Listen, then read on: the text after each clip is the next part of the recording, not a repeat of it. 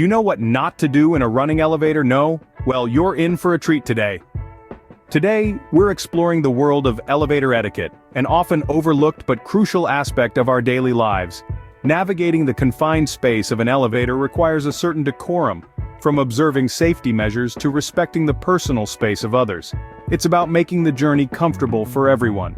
So if you've ever wondered how to behave in an elevator, this is your guide. Let's dive into the don'ts of elevator use, shall we?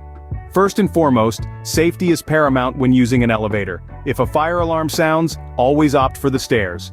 It may be a bit of a workout, but it's the safest route.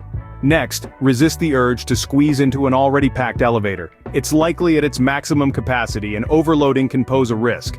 Simply wait for the next one, it'll arrive soon enough. Avoid engaging in horseplay such as messing with the controls, roughhousing, making excessive noise, or smoking.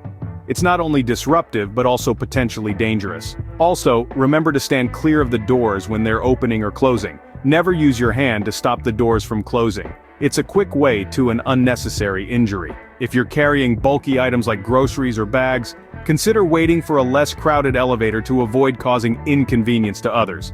And finally, don't forget to press your floor button to avoid missing your stop. Remember, safety first, convenience second. Now let's talk about respecting the personal space of others in an elevator. Personal space is an invisible bubble that we all have around us, and it becomes even more important in confined spaces, like elevators.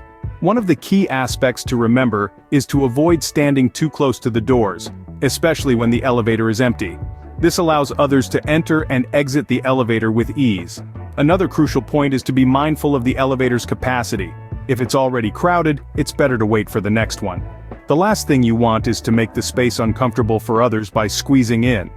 Also, if you're carrying items that are large or bulky, consider using a service elevator if one is available.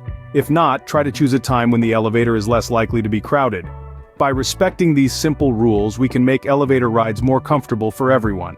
Before we wrap up, here are a few more points to keep in mind. Be mindful not to use the door close button too hastily.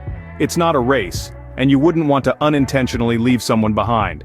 Also, always remember to press your floor button.